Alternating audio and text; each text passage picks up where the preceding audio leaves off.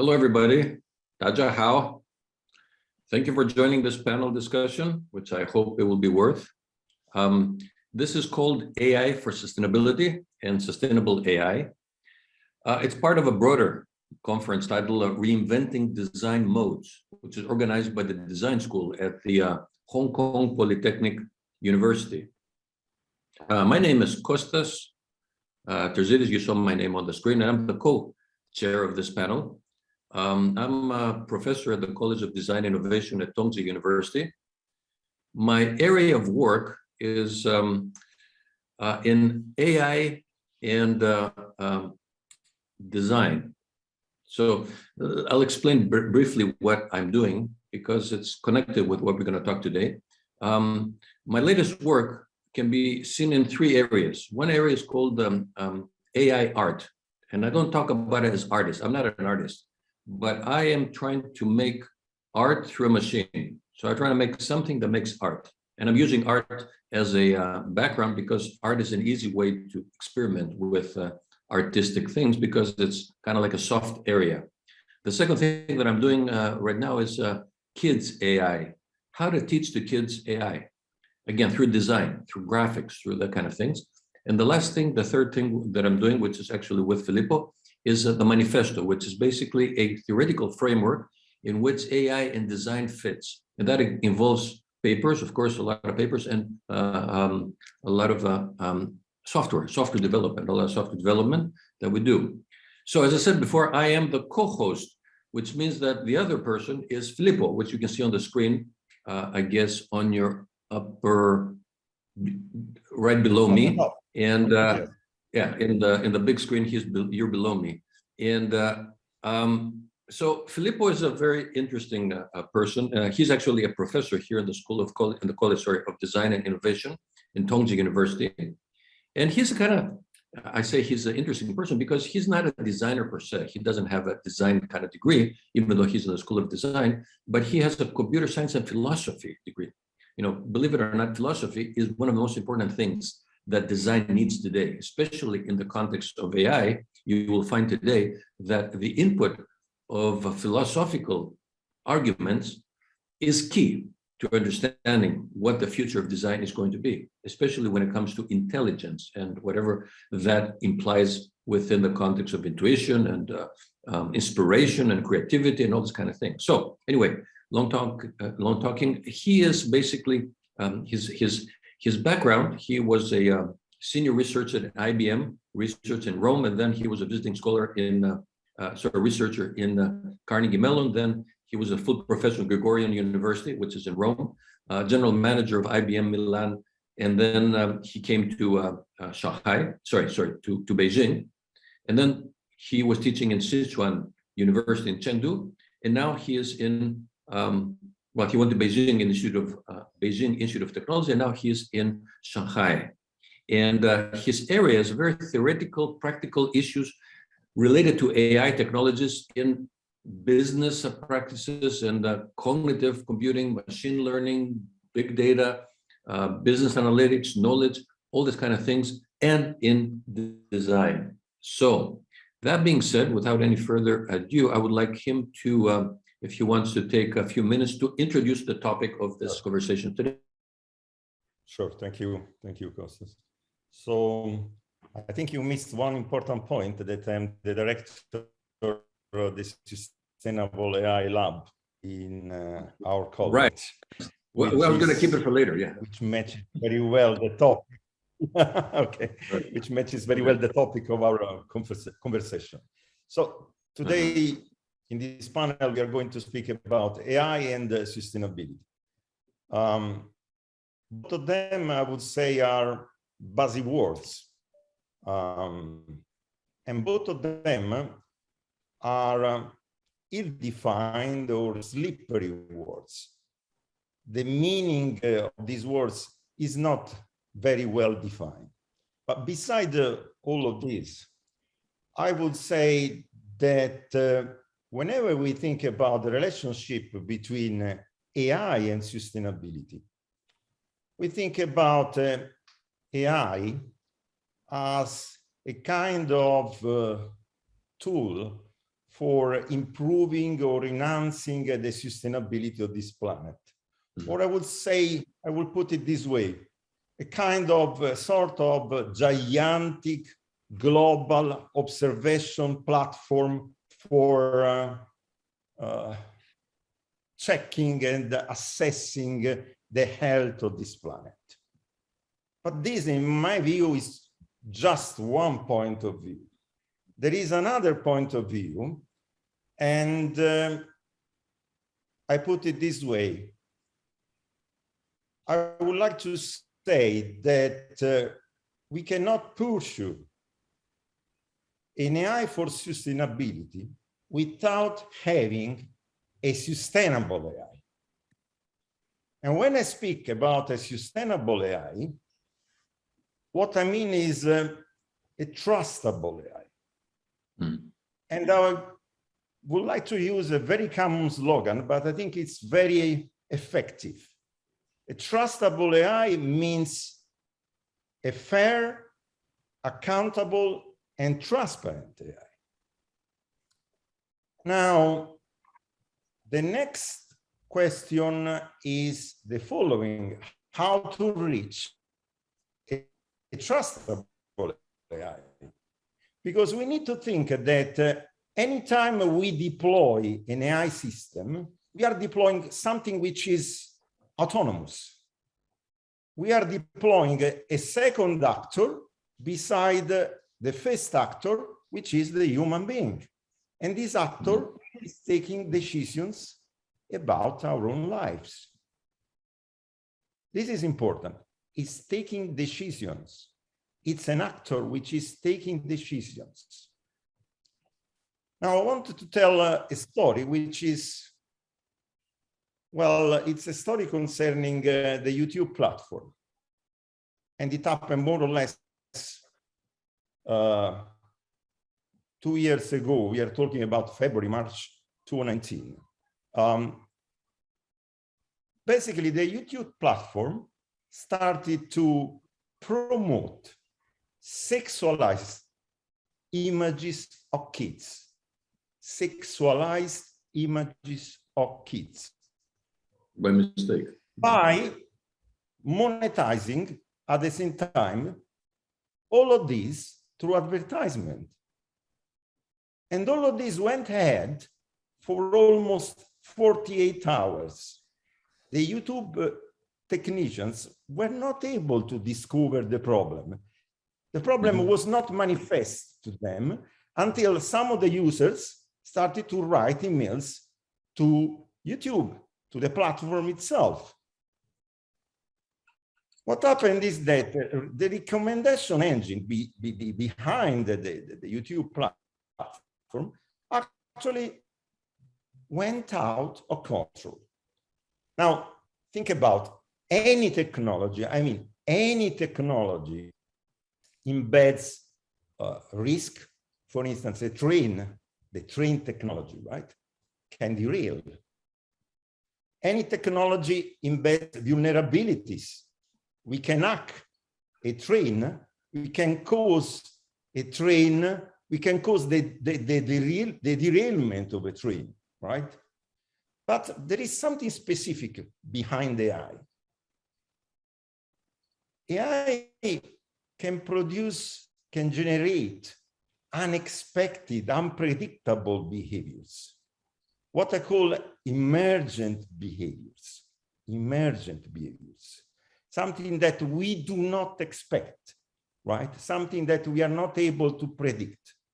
And this connects very well with another problem, which actually is a common problem of leading edge technologies. I'm thinking about geoengineering, I'm thinking about biotechnologies, not only AI, not only AI.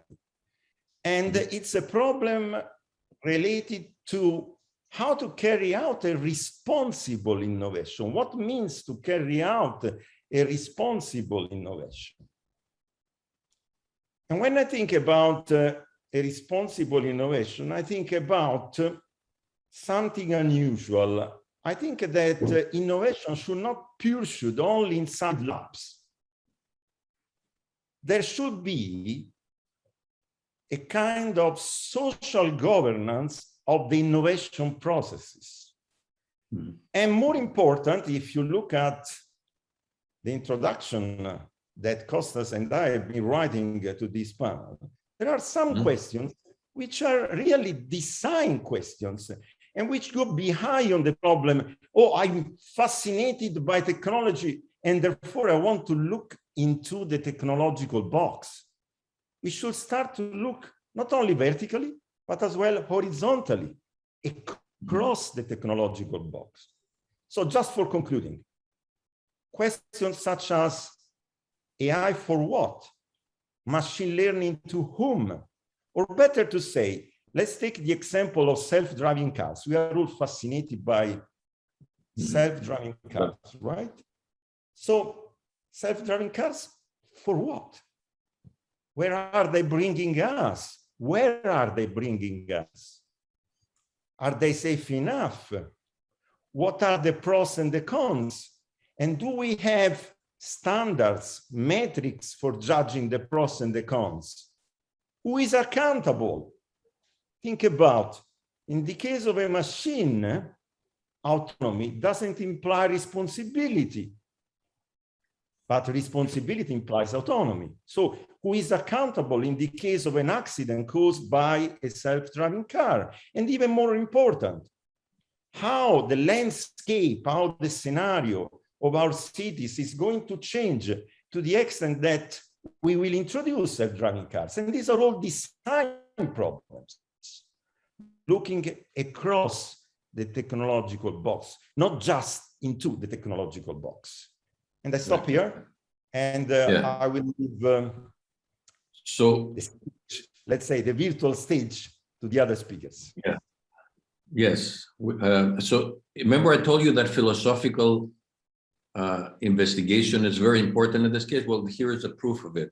As he said, as Filippo just said, the idea of AI and sustainability and design is not necessarily only a design problem, but it can also be a ontological, philosophical problem. But what is it that we're doing? This is exactly the question of why are we doing this thing? And most importantly, the idea of ethical. It's all ethical. A lot of the things have to do with the moral conditions under which these things happen. So anyway, because we have to go into the conversation here, I would like to introduce the speakers for today. And I'm going to start with Kun-Pyo Lee, who is the dean and the chair of the professor of the School of Design at the Hong Kong Polytechnic University.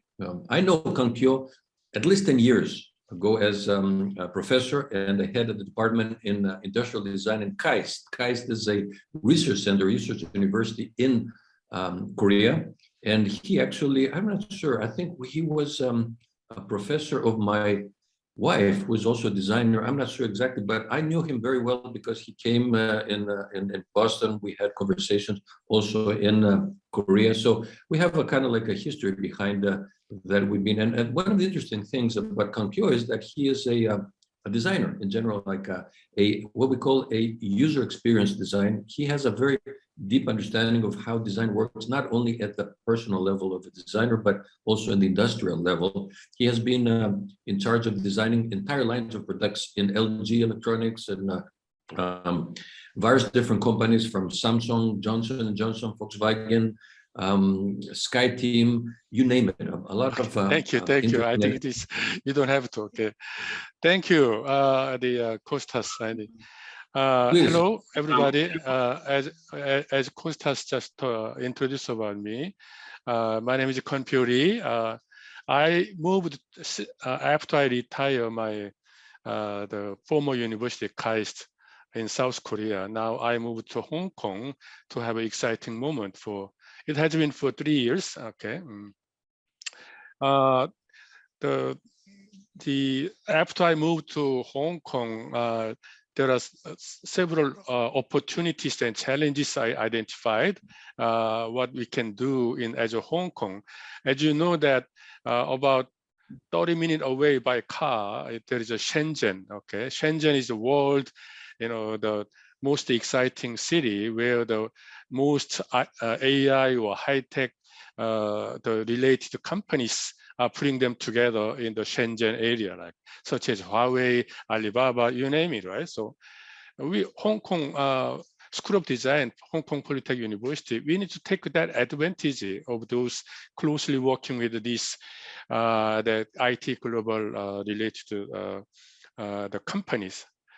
So the 2 years ago, PolyU initiative was to propose the big joint research institute with the Royal College of Art and the Polytechnic University. We established AI design lab. Okay, so that currently that many the researchers involved in AI design lab, engineers and those things. Okay, so my part is AI and design methodology. Okay, as you can see that every time, every new paradigm, whenever you have a new technology comes in, we develop new method, right? For example, the interaction design for computer, right? Then what kind of design method do we need to address new design problems given by AI? Okay, so those things are our research questions. We have been working closely with that. So also that our School of Design Polytechnic University, we revamped, changed to to address those changing the design paradigm. Thank you. Thank you so much. So you are investigating the new technologies and how they come into the design world. Let me see. The next speaker is Huamin, who is the chair professor in the Department of Computer Science and Engineering in the Hong Kong University of Science and Technology.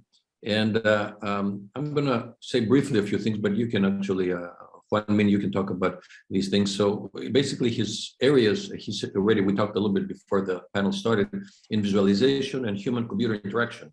And he focuses on urban informatics, social network analysis, e-learning, text visualization, and explainable artificial intelligence. And he's, of course, author of 200 papers. I don't want to go into that kind of area, but what I want to say is that he is coming from a computer science point of view. That's very important because, as Kun-Pyo just said, is that a lot of the information that we have as designers comes from outside areas, and most of them come from the computer science point of view. And it's important to understand that we have a kind of like complementary nature of being together, because we need them as much as they need us as designers and computer scientists. So Huamin, would you like to say a few things here? Yeah, sure. So I think it's just as an introduction. So I'm from computer science, but actually I do a lot of this kind of design related work. And we do this data visualization is involved to information design. And also our university just established a new division called Integrated System Design.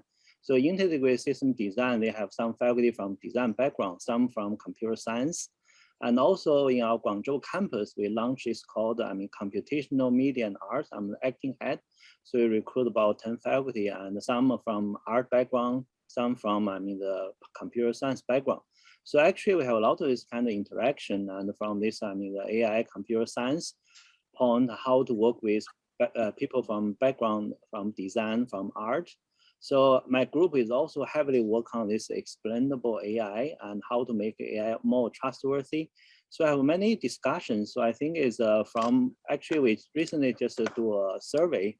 So this survey actually can shed light on, how this kind of build AI system actually can gain trust from people, then people can more and more use it. So we divide them into 4 categories. One is from a human point of view, is based on their expertise, how they familiar with the tools. So for example, when we interact with the people from art background, they say, AI can only duplicate what artists do, they cannot create. And basically this is actually they don't know. what is now capability of the deep learning, all this kind of AI, I mean, it's a toolbox. So if you are not familiar, then you always feel, okay, this AI, okay, they are not creative, and always AI seems to do something crazy. So I think the familiarity with the tool is very impossible. That's why we bring the designer artists to work with, I mean, to join the seminar by computer scientists. So they know, okay, what is the development in the AI. Second is from the explanation. So how you can explain, okay, you convey, okay, what is AI, this kind of platform tool doing? This is called explainable AI. When AI come out with some kind of design, come out with some kind of like, I mean, the recommendation, but why they recommend that way? If you just work like a magic, it's also this lower your trust. And then, okay, how you can explain, okay, this one, but that's why it's a philosophy problem. Whether what AI done can be really explained clearly to the people. There is one study, okay, for example, AI do something, and as long as the accuracy is high, people just trust that AI do something right. But once you explain how they do it to people, because all explanation is some kind of simplified version, then actually lower the trust of a human in the AI. They just all explain this way. I feel this doesn't sound like magic. So this is actually very interesting. So, but the explainable AI itself is a big topic. People try to understand how AI, I mean, make all this kind of recommendation design, so then you can gain trust. Then the third one is the transparency. So transparency is just to make the whole system. For example, from this design, I mean, you want to design this kind of ecosystem. All this design involve art part and engineering part. And then you involve the data. You need to train the data to get the results. You try to make this whole process transparent. Then the people actually can understand, okay, which part AI actually help you, empower you, and which part still need you to put more efforts, AI cannot help. So transparency is extremely important. And third, you need to deal with the bias and uncertainty. You say this AI is based on the data, but data is like a bias, like all this kind of gender issue, all this kind of whatever, like, okay, the design maybe from a Western, the data from Western world, then you do the design for the Eastern, all this kind of data bias issues are there. So I think is my basically say is we see more and more this kind of computer science people closely work with people from the design and from art, and this design school recruit more and more AI experts. I think that is a good trend, and to make, okay, the people, I mean, really, I mean, believe and really and use this AI tool.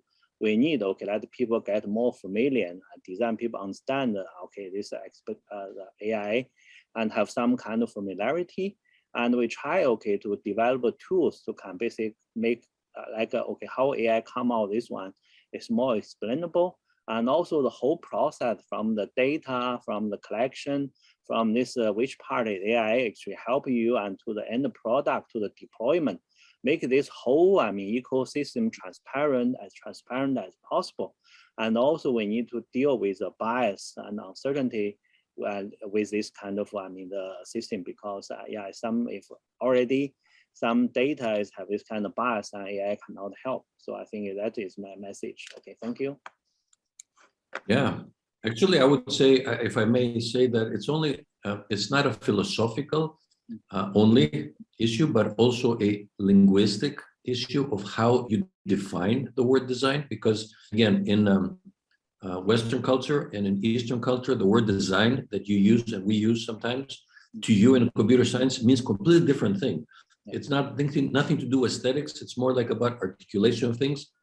And furthermore, the idea of the word design in Chinese, I see in the background of your office, I see a bunch of, I mean, a lot of poems there and characters in Chinese, mean a completely different thing. So that is something that we can talk a little bit later on.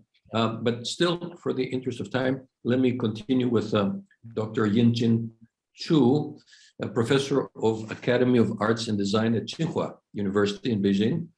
And he's the director of the Future Lab. Yeah. Okay, Kostas, thank you very much. Hello, online friends. It was a great honor to be invited here today. And I see nobody shared the slides, but to save my time, because the time very limited, I would like to share only a few slides here, and it's maybe much more easier to save my time. Okay. Okay, can you see? Yes. Can you see the? Okay, thank you. Totality. Yeah, actually, yeah. Okay, yeah. Actually, as we know, since the revolution of the information technology, modern information technology has changed the social and the economic structure of the day of the world, right? And yeah, with the improvement of the computing power and the algorithms, artificial intelligence has become one of the cutting edge technologies in the 21st century. It's a temple to exploring the essence of the human intelligence and also to innovate the ability to process, analyze, understanding, and apply information and knowledges. AI actually not only open up many interdisciplinary research directions and the design opportunity in the data analysis and application, but also integrate into the design subject as well as a more intelligent computer-aided design technology. That is the situation. Yeah, the AI brings the challenges to design and beyond the new technology and the new tools. On the other hand, AI has a greatly impact on the efficiency and quality of design innovation. Yeah, but on the other hand, the decision maker applied based on the data bias and will, to produce a lot of maybe not so positive the conflict. There was actually, my friend, Dr. Harry Shaw, he was a VP of Microsoft and leading AI research. In his speech, he gave a few of examples. I cite his 2 examples here. For example, there was a research paper published in August 12, 2016 in NPR, that is the US News and the National Top Stories. And the title is He's Brilliant and She's Lovely. Teaching computer to be at least 660. But the research pointed out that the computer program often reflect the bias of their very human characters that has been well established. A very interesting example. Another research gave an example of job title classification. We capture about 400K public biographs from a web crawl. Then we cite a biograph such as in here, a call to her work is empower women and girls to help them realize their full potential. As a co-chair of the Bill and Melinda Gates Foundation, Gates shapes and approves strategy, review result, and set the overall direction of the world's largest private foundation. Blah, blah. And Gates received a bachelor degree from Duke and so on and so on. But it's very interesting. Put this a biograph into AI system. The AI system analyze her job is a teacher. Yeah, this is in the case and she. But it's you can see here a lot of the job. But if a research just change the word of gender from a she to he, her to his, exactly the same biograph, only change the gender. And the very interesting thing is the AI system taught us he is a lawyer. So that is a very interesting the result. Okay. Anyway, as we know, when we talk about the Apple, the relevant information often the Cupertino, that is the headquarters of the Apple company, and the Steve Jobs. When we talk about the Microsoft, the relevant words, maybe Redmond, this is the Microsoft headquarters, and the Bill Gates, the founder. The similar, there's many words for she in the newspaper, such as a sister and a homemaker in family, and a nurse in the hospital, and the feminist in the political movement. But for he, sister and the homemaker become a brother and a program, computer software program. A nurse become a doctor, and the femester become the realist. So why? So a research paper by Boston University and Microsoft analyzed men is to computer program and the woman to be the homemaker. So that is what's happened and what's the problem behind of the the data and behind of the some of the news report.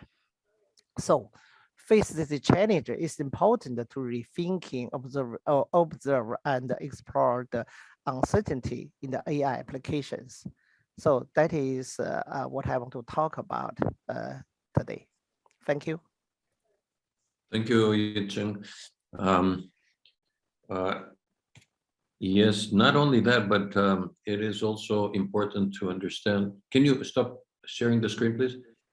Yeah. Yeah. So I think this is something we will talk later on with Filippo about this bias condition. Let me continue here with Shouzhi Wang, which is a professor, vice dean and School of Creativity and Art in Shanghai Tech University. And Shouzhi, actually, we met him 2 months ago in a workshop that we did. He gave a presentation, very interesting. He actually has a very interesting background. He was in America in many schools, famous schools, Art Center, USC, and now he's in Professor Central Academy of Arts. So many interesting things that has to do. He's a very kind of like art and design oriented person. And he is very influential actually in a theoretical foundation of work that he did. And Shouzhi, why don't you talk a little bit? Yeah, thank you very much for everybody that giving me an opportunity to see all of you from all corners of cities in the world. And right now I am the vice dean in charge of education in Shanghai Tech University, which is a quite a new university focused on the research. And the design school right here is called the School of Creativity and Art. And we still take a very serious responsibility to offer the art courses for the students of art, of science and technology in the university. I work as a theoretical and also historical professor in many universities. And 20 years, for 20 years, I was a professor in Arts and the College of Design in Pasadena. And then I also helped to establish the Industrial Design School in Guangzhou Academy of Fine Art, the GAFA, and so long history. So I'm working in the design education and also in the high-tech education, both. This school gave me some kind of new experience because Shanghai Tech asked me to do a different kind of industrial design major that we call smart design. It's heavily rely on the AI technology. The reason that we would be able to open this major is that we have a very large school of information and computer sciences nearby, and also another school of material science just across the road. So we could use all the resources from other schools to create a new design school. We already had the first group of students enrolled this year, in this summer. And we do have a lot of situations that probably technically, I don't see too much barriers in this school. This school is very much a technical motivate or technical centric school. And we have all kinds of scientists and technicians. So I don't see too much of so-called physical obstacles in the development of our curriculum. The real problem is from your side, is from philosophy, ethic, morality, and all those. Those issues, especially the AI and the sustainability, and especially AI with the justice, in this school is totally, I would say, not discriminated, but looked down upon. Yeah, nobody really care about the moral effect, moral consequence of AI in usage of design. So we just think how to use them efficiently, effectively, and faster, low cost, but nobody really think about the consequence of the AI consequence. We are really realize there are many things actually. It's very much probabilistic, and that when the facial, emotional data collection becomes so popular, and the human beings are almost basically naked in our society. We're all naked, and that's kind of awful. I talked with a couple of the professors about these issues, and I don't think many people are willing to go further. So I think that this conference is so important because at least we have a somewhere that we can talk a little bit about that. And you know, in my school, this is still, I won't say it's a taboo, but it's kind of sensitive. But I would like to think more on the side of humanity impact rather than the technical impact. So that's the situation. We are trying to do something different. Mm-hmm. Yeah. But yeah, well, that is exactly the whole problem that we with Filippo have been working on, which is the idea that what exactly is creativity, and what exactly is design, and how much does that differ from technically doing things. So that in traditional Chinese art and design and in Greek, technique, the making of something is what's important. There's no moral, there's nothing of that nature. It's that when you make a thing, you make it, and that's it. There's nothing about creativity. All these kind of things are things that are come from the Western culture of the last 500 years. So that's a little bit one of the problems that we find here in China, that there's a conflict of interest in a way between what really design used to be and what it has to be today in order to fit into the general market of the world. And that's something that I think we can talk about it later on, because it's a very important issue. Let me finish with Christian Kuna, who is the last speaker, and he's the founder of CEO and USDC. Yes, please, yeah. Just a very short comment, because I found very interesting what Professor Shouzhi Wang was saying. Yes, basically, we should, I made a distinction between looking into the technological box versus looking across the box. And looking across the box implies exactly the philosophical and ethical problems suggested just now. Right. So let me finish the people so everybody can introduce and be able to participate in this. So Christian is basically a good friend of mine and also a colleague. We have been workshops together. He lives here in Shanghai, and he is associated with many companies in the form of an inspirator, I would call it, of design methodologies, actually design thinking. And just yesterday, we had a conference and a workshop at the school where he was actually very adamant about how to do things. It was very interesting to see his approach. And he basically worked for many years for many companies, including Adidas and Nike and car companies, Daimler, Siemens, and so on and so forth. So he kind of like, but what I like about Christian is that he has a very anthropocentric point of view.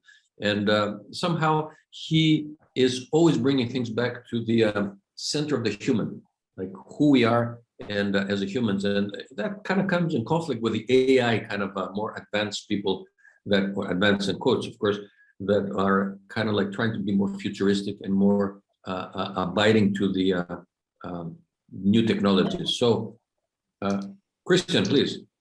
Yes. So thank you for the nice introduction. Again, as you said, I have a company called Urban Society Design. And this is why I'm very happy what you said, Professor Wang, because this is really the core of what I'm doing as well, the impact of technology on humans as well. The core of what I do is really between, of course, corporate transformation and teaching at different universities in Shanghai and in Japan. I teach a lot about the future of work and what is the future of organizations, the future of society, what is the impact on space and mind as well. And the core, let's say, title of that is really I talk a lot about the renaissance of humanism in the context of a rapidly digitalizing world. And on the one hand, I think we need to embrace the positive aspects of technology, of artificial intelligence, digitalization, which has a lot of benefits and huge opportunities to improve society, the way we work, shift our focus from doing work we don't like to really more purposeful work. And I mean, I'm not against technology. On the contrary, I think I'm the only person in China who actually has an NFC implant in my hand. So I have a chip in my hand. I have my WeChat QR code tattooed on my arm, so you can actually scan me here. So it's all about experiencing technology, but then thinking about what is the impact on the humans. I do think that the future merge of humans and machines has lots of positive impact as well in regards to learning, education, healthcare, etc. But I think we need to be critical about the dangers as well. What does it do to our minds? What does it do to society? And this is why my focus of what I do is really on design thinking, creativity, the human side of things, rebuilding communities, bringing people together. I think diversity is a huge aspect here, also in the future as an opportunity to work together in understanding the problems, in communicating, in accepting, building trust, and also rebuilding society in a more digitalized context.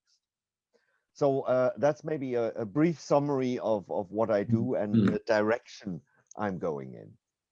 Yeah, but Christian, this is exactly what we've been talking about. This is very interesting because AI is not technology.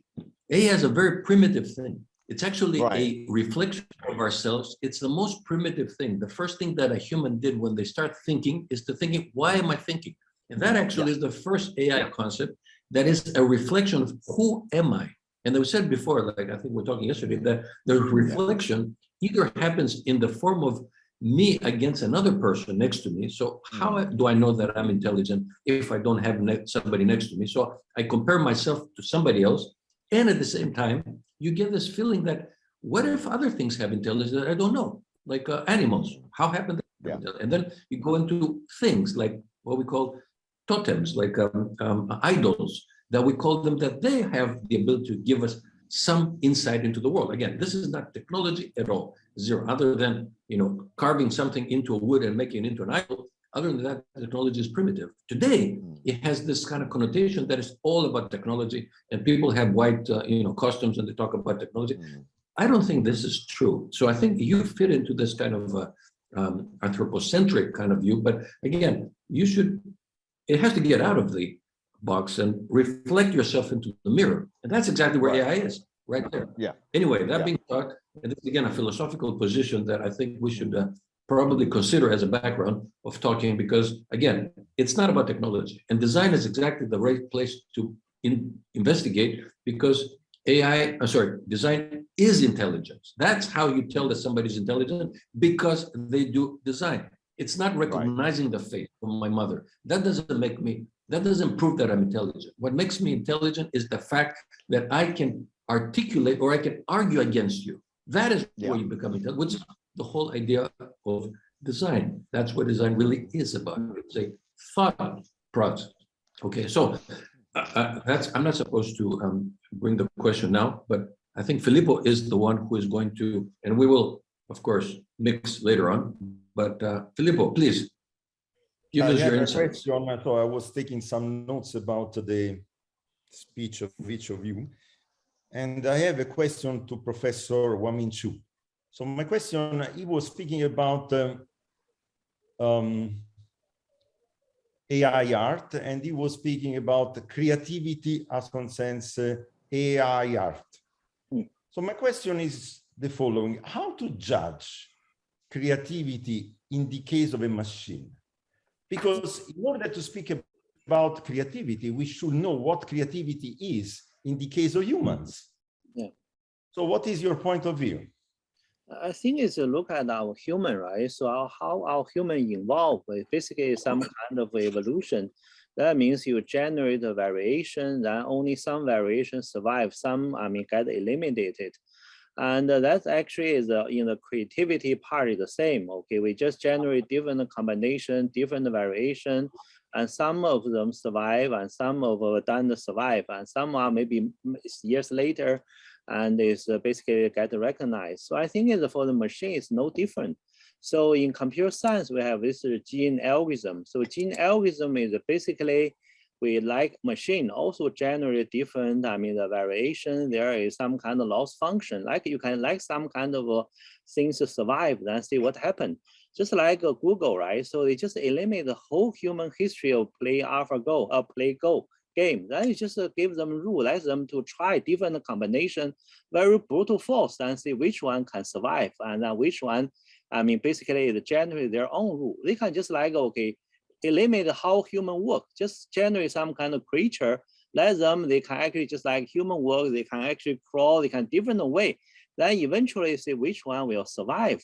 So like this creativity I said, it's just like a design, you have form, have function, just generate tons of variation, and then let some of them survive, go to next stage. Then you just keep based on next stage, generate variation. Some human may appreciate, they are more familiar with just like, okay, what we recognize by the human do. Some may be a little bit far away and we need time to understand. Some may be totally outstanding. Just like they train this robot talk to each other at the beginning, just like human language, gradually evolve into something we don't even recognize. And that is considered the creativity, just whether you appreciate that creativity or not. So I feel the different level, we can actually just use our human evolve. Then we can use generate variation, control some kind of survival rate. Then we can generate something totally new.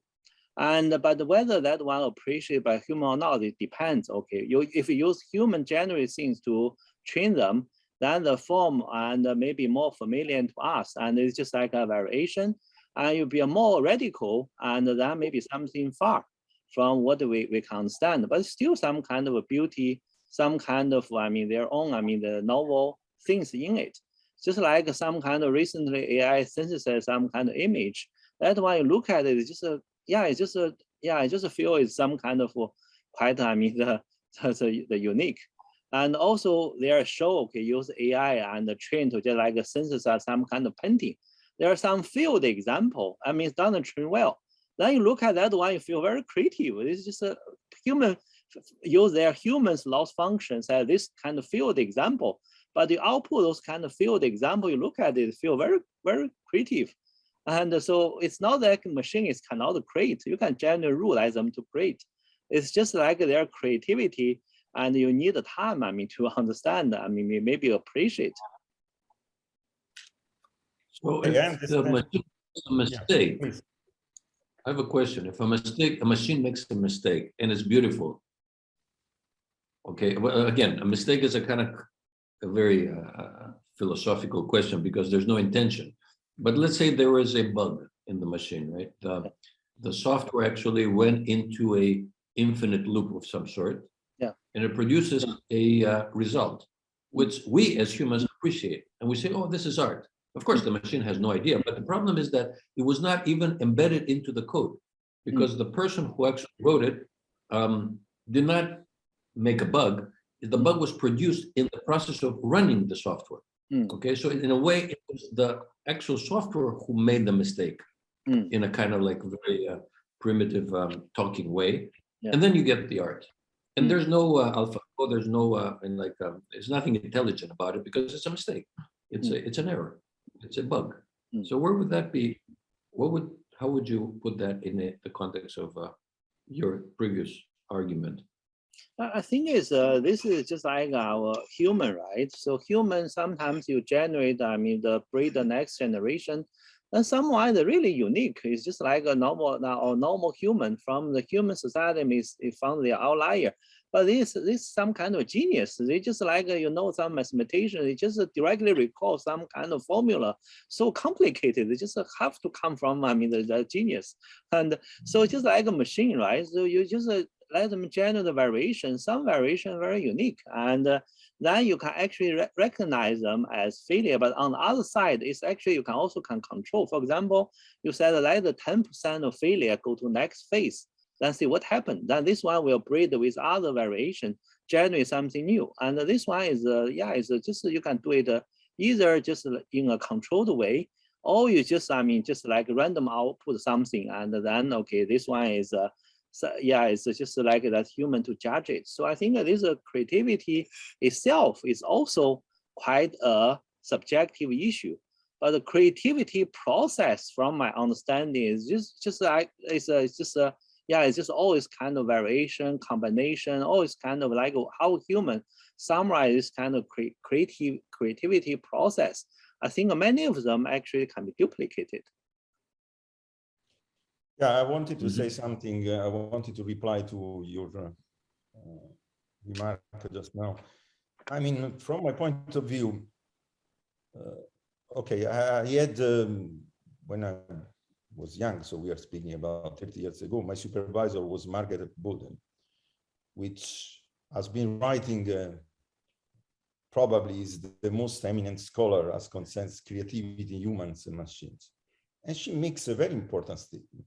She says, in order to speak about creativity in the case of machines, we should know what creativity is in the case of humans. And therefore, she starts to distinguish between three kinds of creativity: explorative one, combinatorial one, and transformational one. And basically, she says, a human is really creative to the extent that it's able to negate a rule, which cannot happen in the case of AI, because in the case of AI, as you said, we are in front of a controlled environment, right? So let me put forward an example in order to make you understand what I mean by transformational creativity. So think about Pollock, right? What he did was negating the use of a tool, in this case, the brush, as a kind of mediator between the artist and the canvas, right? So he was, as everybody knows, squeezing just the tubes of color directly on the canvas, right? Even standing up in front of the canvas. Or think about Schoenberg, atonal music. So what Schoenberg did was to negate the home key, right? So all of this implies a kind of approach in which you change the rules of the game. And this, in my view, and now I'm playing the role of the bad guy. Actually, I'm much more with you than with my role. I mean, the role that I'm playing just now. But in any case, this is something that cannot happen in a controlled environment, as in the case of AI. This one, for example, you set a program, you ask the program to break itself. For example, you set some kind of rule every time, okay, next round, you just relax, okay, 10% of your rule and come out whatever based on variation, come out with some new rule. And that one is just like, okay, you ask them to generate a new rule, not to formulate the initial set of rule.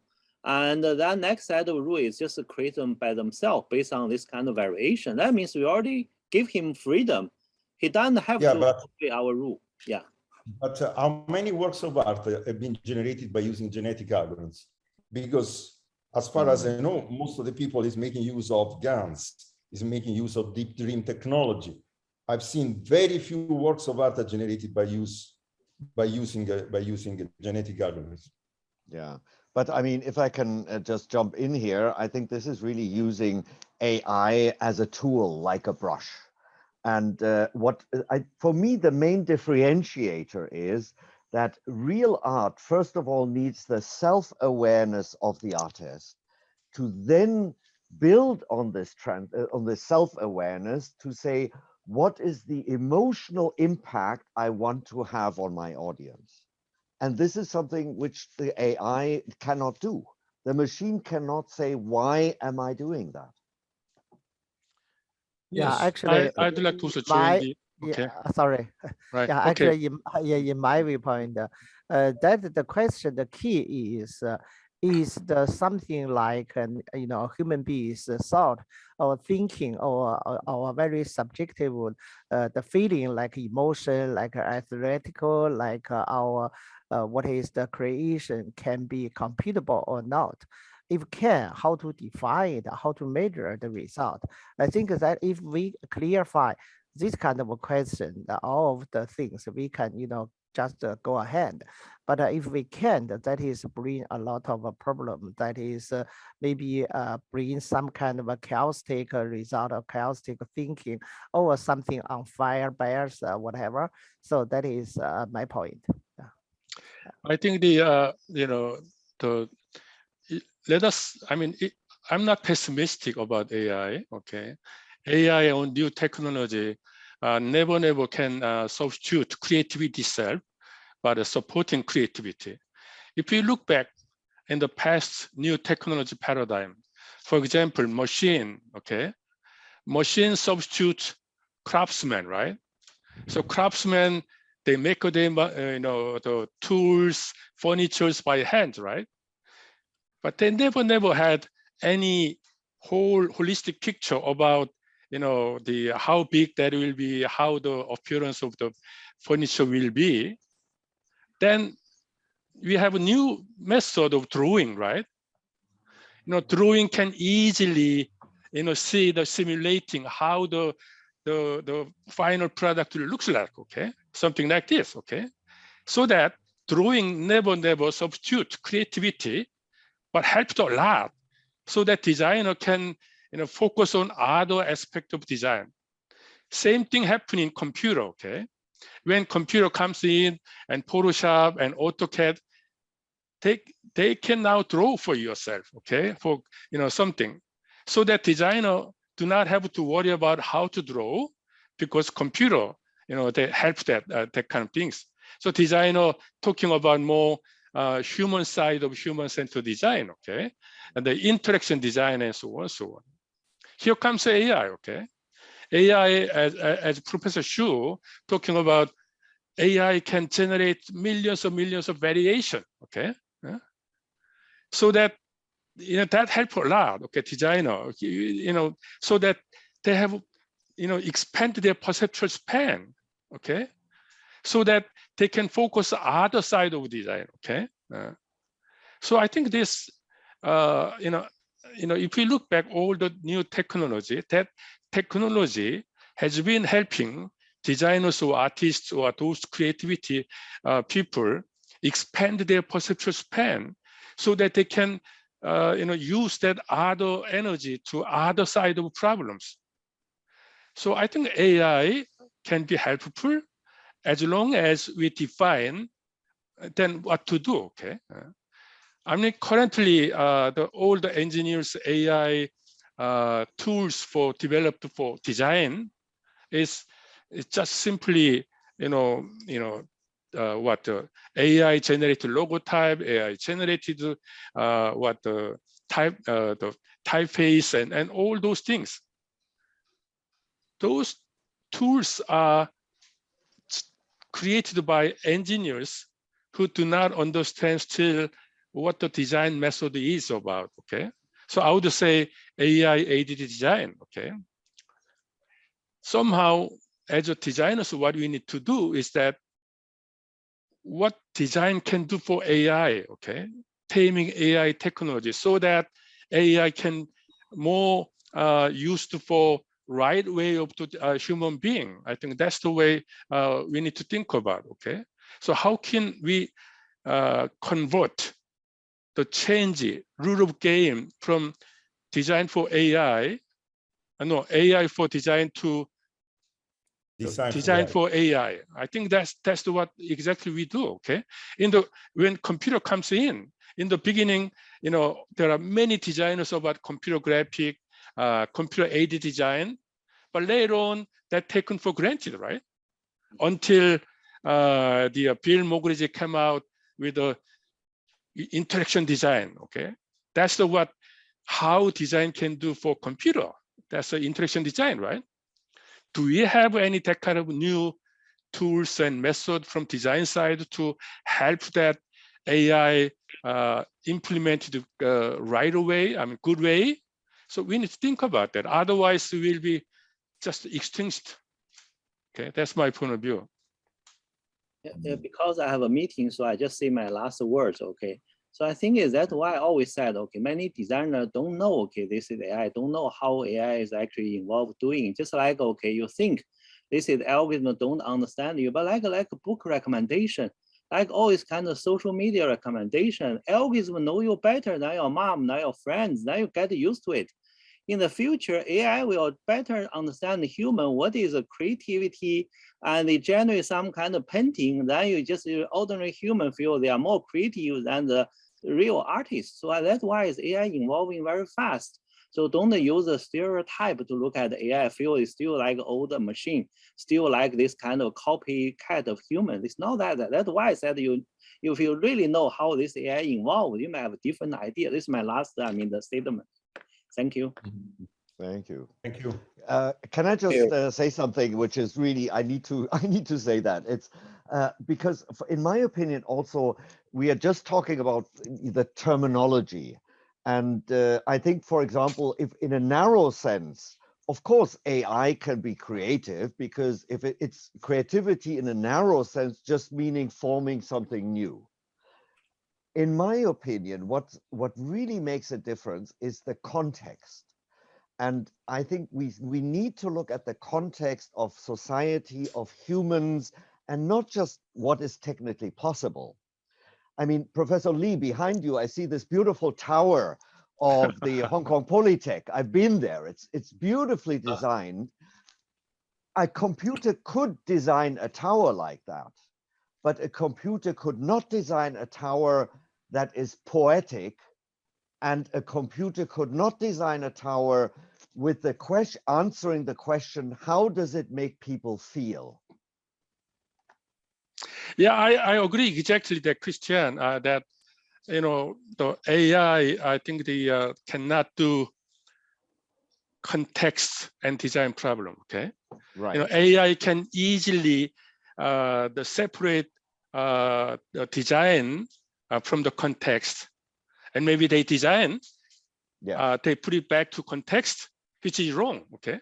Exactly. Yeah. That's there the thought is broken. Yeah, I think that designers are quite unique position to understand that contextually. Okay. Yeah. With the design problem. Okay. AI try to use whatever algorithm they separate from context, and then design, then put it back to context, which is wrong. Okay. Yeah, designers should really think about what context. That's exactly okay. So AI designers, they are so good at, as long as good data is available. Okay. Right. But what if data is wrong, quite different from context? Whatever solution, whatever anything comes out, it's wrong for context, right? So I think that's the really sweet spot designers do. Okay, how the whatever AI solution should be kept in context.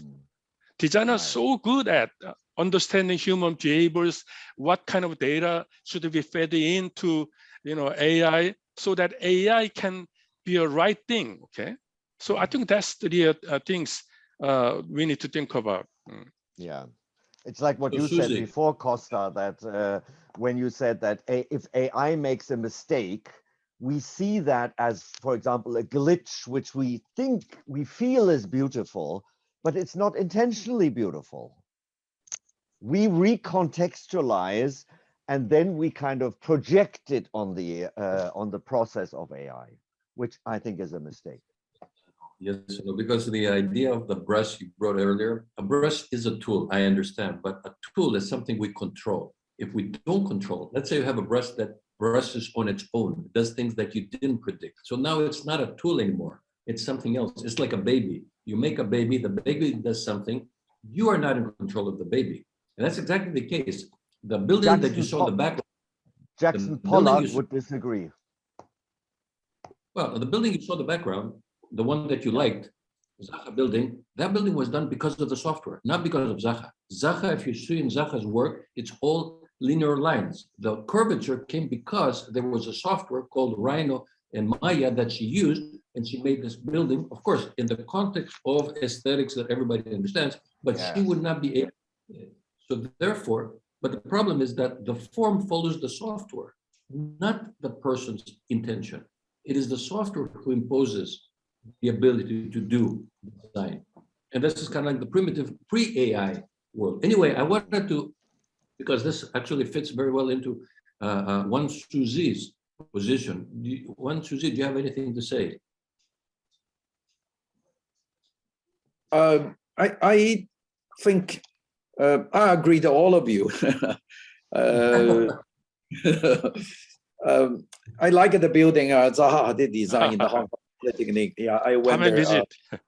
A couple of years ago, and I saw many of Zaha's building also, and I realized how the digital technology changed the architecture so soon. And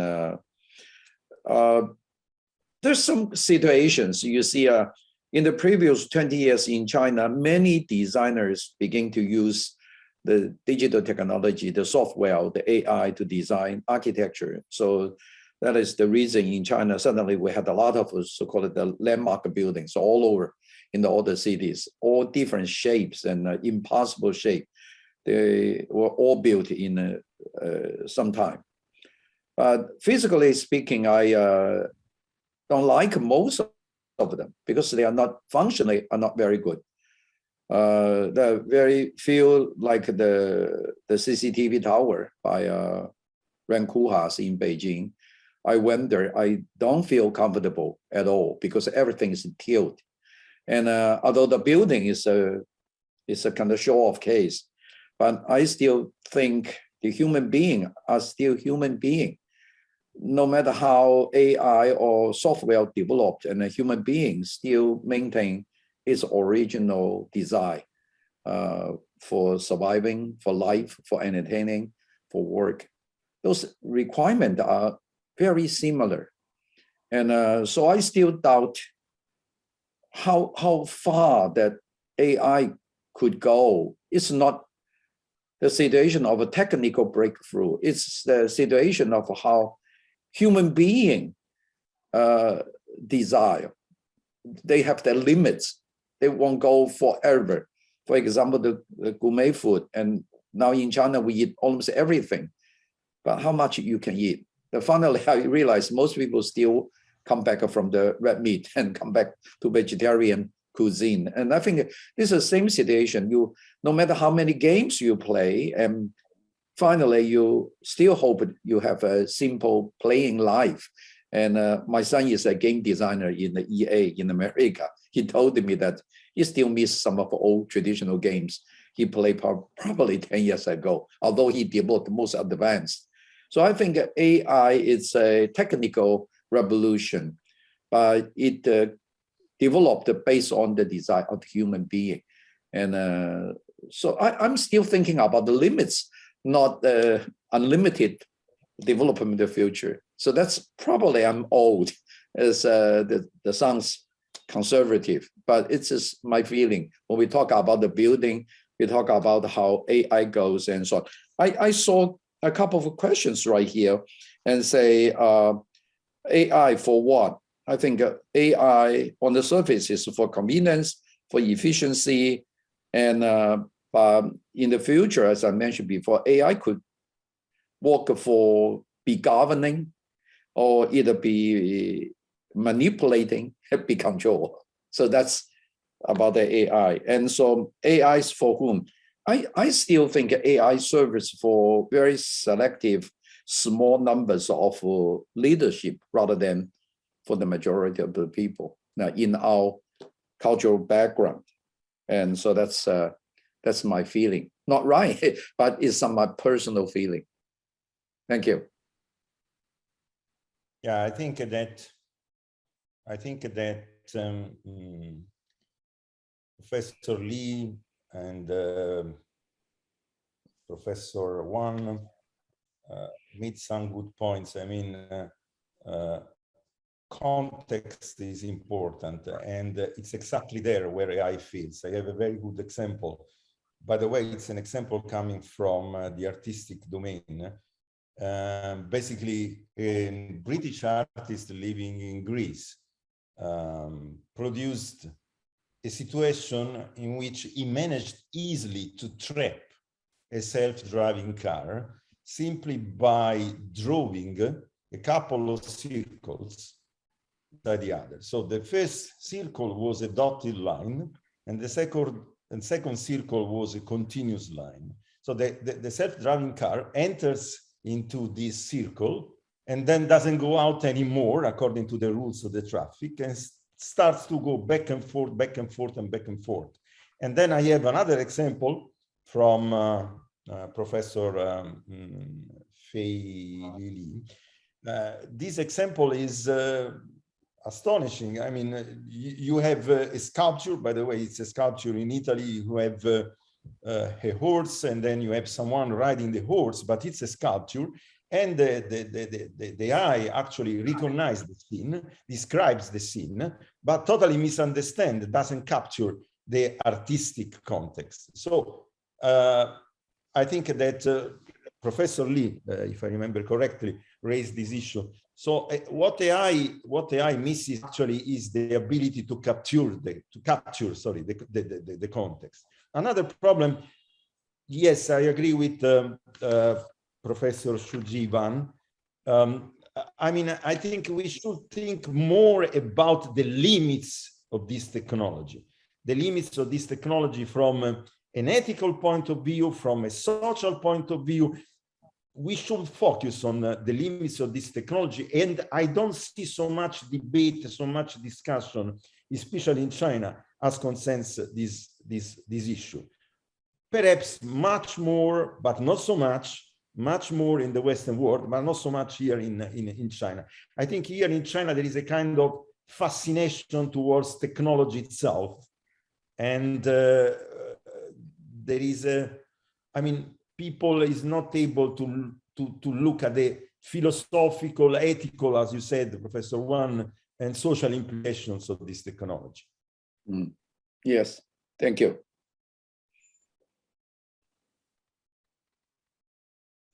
So I think the context, I mean, this is one of the questions that have been asked in the group.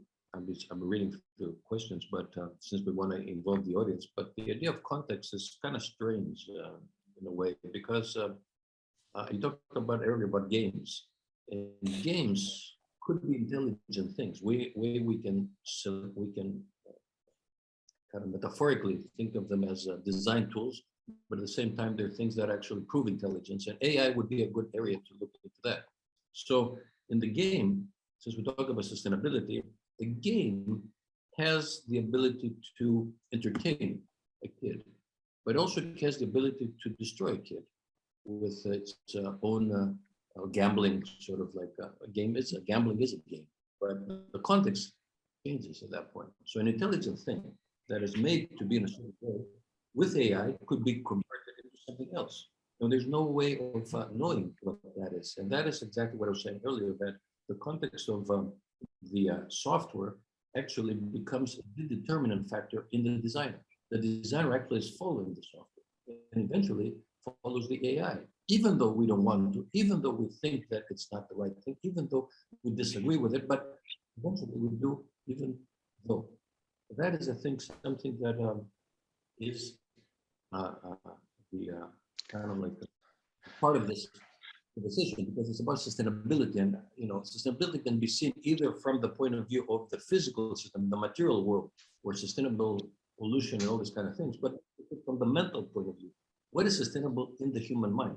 How do you make things, design decisions, or gaming, or whatever things you do that actually are staying within the human mind and makes them work perfectly okay, like cultivates the mind as opposed to destroying the mind, or affecting the mind in a way that it does things that it doesn't want to do. And as I said earlier, the Zaha building is one of these cases, which we admire, but really at the end of the day, it was a construction of somebody else. That's the work not of Zaha, it's the work of some engineer somewhere in a software company called whatever, Maya. And that's where the AI came in a kind of like primitive AI way, but it's a beginning of something. I think let me can I? Please. Okay, Yeah. I think it's going to be short. Okay, every time new technology comes in, there is always that emphasizing bad things only. Okay, so that when machine age comes in, many people there was a arts and crafts movement, right? And we need to go back to arts movement and craft movement, right? When computer comes in, people say, okay, that software cannot never replace our drawing, but it comes in. Okay, AI currently there are many limits in terms of ethical issues, many things, but it's time to proactively explore what are the opportunity we can have, okay, by AI, not just saying that what are the limits, okay. Otherwise, we will put behind of that AI technology, okay. So we need to really, future discussion should be, okay, AI is somehow here, okay, what possibility, what things compensate our limit by AI. So I think that we designers, design educators, researchers, we need to really discuss about good side of AI, okay? Always a new paradigm comes in, the productivity, new things compensate enough the limits, right? That's how the paradigm settled in, right? AI is now, okay? Of course, there are many side effects, bad effects. Then I think that good side of AI will compensate enough so that AI become, the normal life, okay? Thank you. Yeah. I agree and disagree at the same time, in the sense that I think mass media continuously emphasize the possibilities of AI, the capabilities of AI. So nobody, I think, here wants to deny the potentialities, the capabilities of AI from a social point of view, and not only. It's sufficient to think about healthcare, what AI is doing in terms of healthcare. It's sufficient to think about computer-aided molecular design. Today we can design drugs by using AI tools. So nobody here wants to diminish the value of AI. But at the same time, I think it's important that we designers, you designers more than me, start to compensate, it's the right word, the word that you use, to compensate the limits of AI, exactly by designing AI in the right way, designing a good AI. This is the point that I wanted to express. And from this point of view, I totally agree with you. Yes, me too.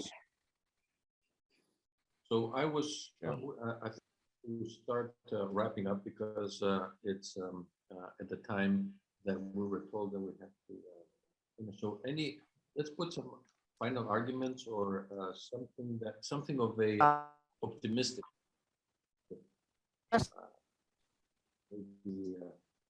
We don't hear you, Kostas.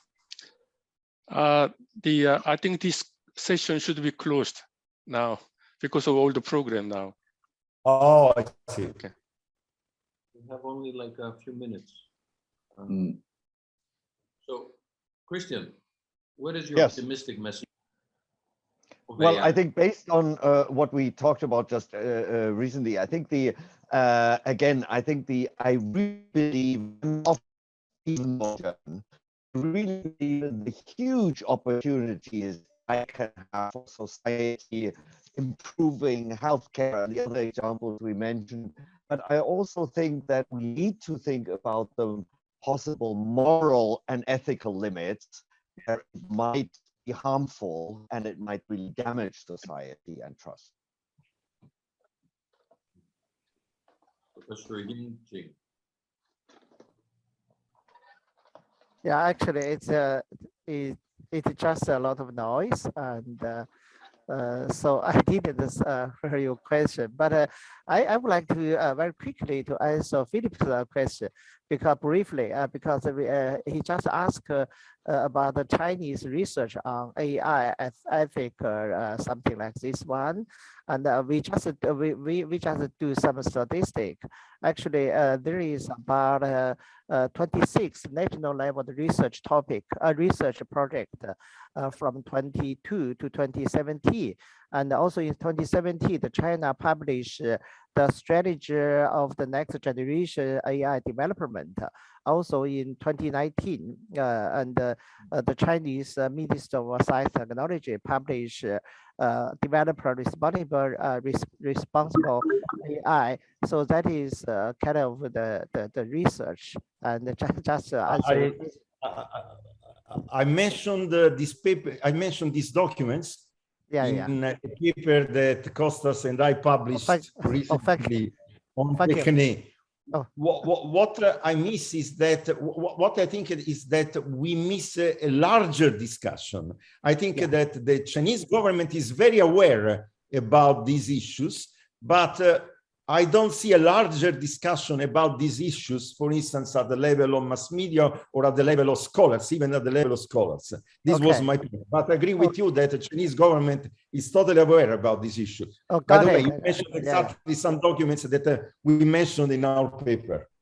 Okay, got it. Something that we can talk, this I think is a very nice beginning session that can actually, we can talk a lot about it, but I think at this point we have to stop because I think we've been told that we're going to be cut off. So Kun-Pyo, you want to say something and then you can close it because you're the one who controls. Sound, you don't have the sound on. Your sound is off. Kun-Pyo, your sound is off. Anyway, thank you very much. Thank you. Thank you. Hope to see all of you in person very soon. Thank you. Bye-bye. Thank you. Thank you. Bye-bye. See you offline soon. Yeah. Okay. Bye-bye.